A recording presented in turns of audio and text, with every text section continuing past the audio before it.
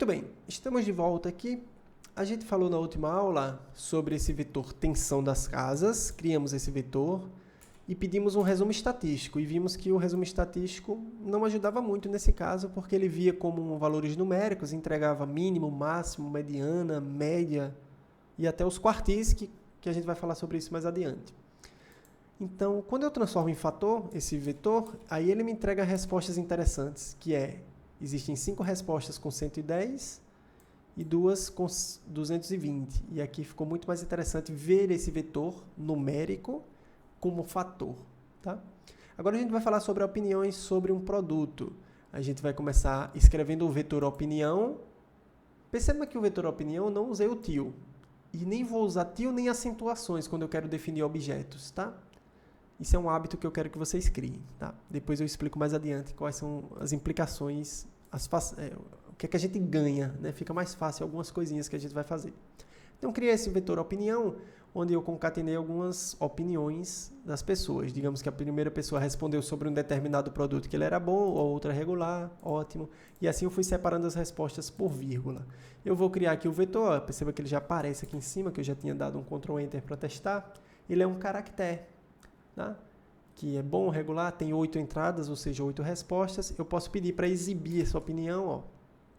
Esse vetor opinião aparece entre aspas, indicando que é um caractere. O que é que eu vou fazer? Transformar o vetor opinião em fator. Tá? Então, opinião como fator, a gente executa essa transformação, printa, a gente vê agora que os nomes aparecem sem aspas, tá? E aqui aparecem os níveis, bom, ótimo, regular e ruim, foram as 4 possíveis respostas. Tá? Se eu pedir a classe é um fator, e se eu pedir um resumo, o que é que muda agora do resumo que eu fiz anteriormente? O que muda é que ele diz aqui que o bom tem 3 respostas, o ótimo 2, o regular 2 e o ruim 1. Eu nem tinha feito o summary de opinião, né, como caractere, mas vocês vão ver agora. Ó. Se eu fizer o summary de opinião, você vê que o summary é desse jeito, ele só conta que tem 8 elementos e diz a classe, que é caractere. Mas é muito melhor o summary visto esse vetor como fator. Esse resumo aqui é muito interessante para a gente, tá certo? Vamos ver outra coisa, um processo meio que repetitivo para vocês irem se acostumando, tá? As cores. Criei um vetor cores, que já são caracteres. Printei. Transformei as cores em fatores e pedi o resumo estatístico. Aí ele diz aqui os níveis, quando eu transformo em fator.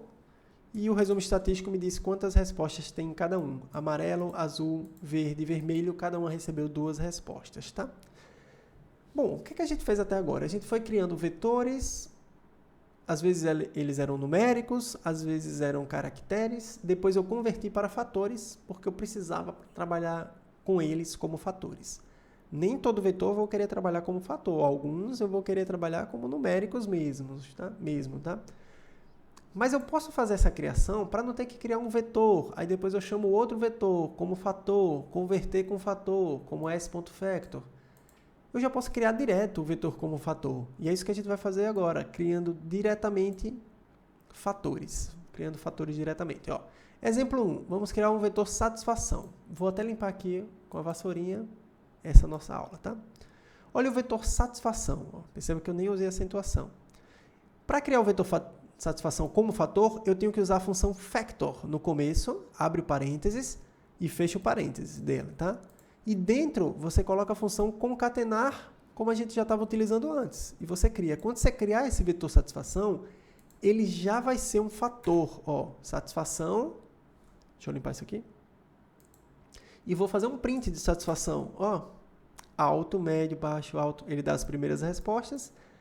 E aqui ele diz os níveis. Alto, baixo e médio. Só tem essas 3 respostas, tá? Pode observar que só tem alto, baixo e médio.